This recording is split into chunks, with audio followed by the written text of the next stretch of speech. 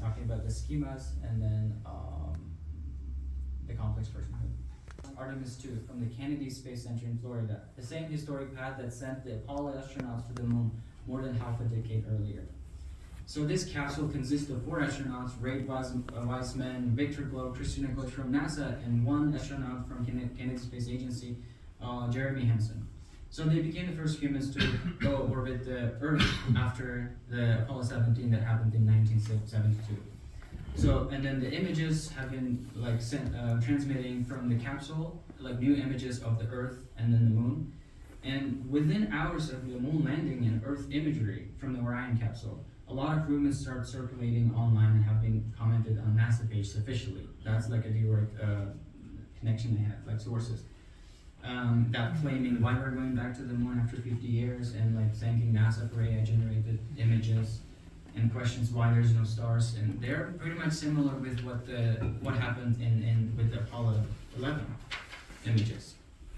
So despite the renewed technology or mission or maybe advanced imaging technologies, the increased transparency as well in the space program, many of the conspiracies remain the same, and this highlights that how interpretive frameworks play an important role, because it's not always about the moon, it's not always about the space program, it's about what they want to believe and what they want to see.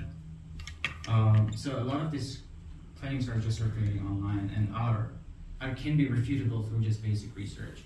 And I did talk about like some of the close analysis, why there's no stars, like in the pictures, why there's no satellites in the image of Earth, or why there's like this, why there's this. It's all about, I talked about this in analysis like that in this chapter.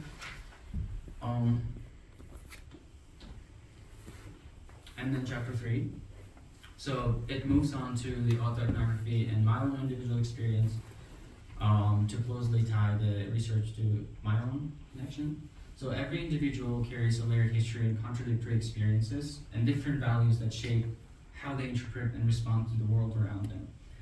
To dismiss conspiratorial interpretation as simply irrational or symptoms of paranoia would be denying the legitimacy of those experiences and the diverse cultural conditions from which we grow. And then I also use this standpoint epistemology by Sandra Harding, so that which offers the standpoint epistemology theory that argues that we call objective knowledge is never truly neutral. It reflects the social positions whoever holds the institutional power. This frames how understanding conspiracy thinking communities and theories with regard to the connection with institutional power. Some of the examples, like when Black Americans distrust the medical system, for example, there have been studies on it. The skepticism is not simply irrational. The Tuskegee syphilis case, where 399 men were deliberately denied of treatment, and for 40 years, and this confirms for many communities that already suspect that the institutions claiming to serve them can actually harm them.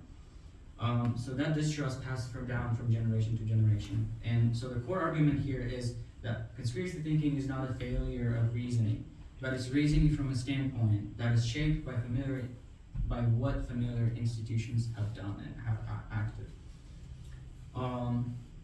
So growing up in Uzbekistan under an authoritarian regime, because I am from Uzbekistan, I didn't experience institution as source of protection or service.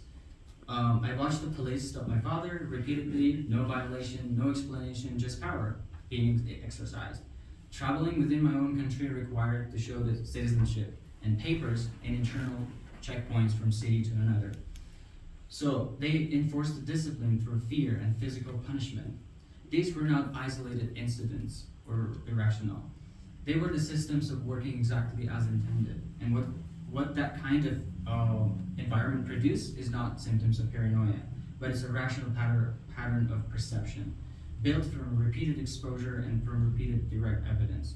And when official institutions consistently consider or distort or act in ways that people just don't simply stop making sense of the world, but they build alternative narratives through what they know, rumors, conspiracies, as cultural resistance. And it's a community's way of naming power. So the goal of this thesis is not to claim whether conspiracy claims surrounding moon landing or the JFK are actually accurate or inaccurate, but it's rather to examine the phenomenon and what they reveal about us as human beings. So all this taken together, it justifies the central argument of this thesis that conspiracy theories are not cause of pathological symptoms or belief systems, but culturally rooted meaning-making formations by lived experience, psychological process, and more.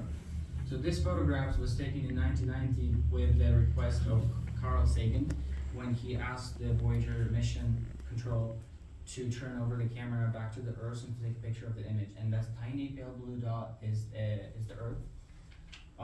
So I have worked to trace, in this thesis I have worked to trace the ways we human beings construct meaning under conditions of uncertainty, inaccessibility, fear, and institutional distrust.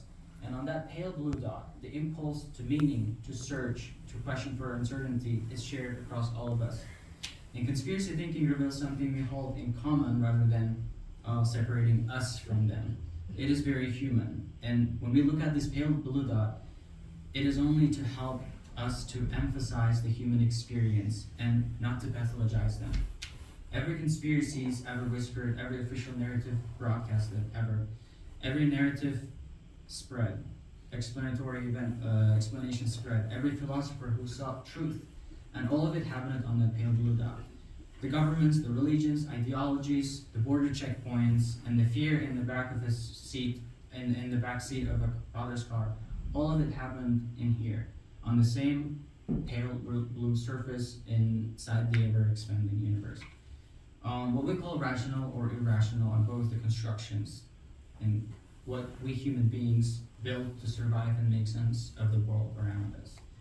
And it's not to imply that the truth does not matter at all, or it's not to imply that all interpretations are equal, but it's something more. It's as a reminder that the beings who construct all these versions, their comfortable versions of realities, are the same beings that we can see on that pale blue dot that's home from 3.7 billion miles away. And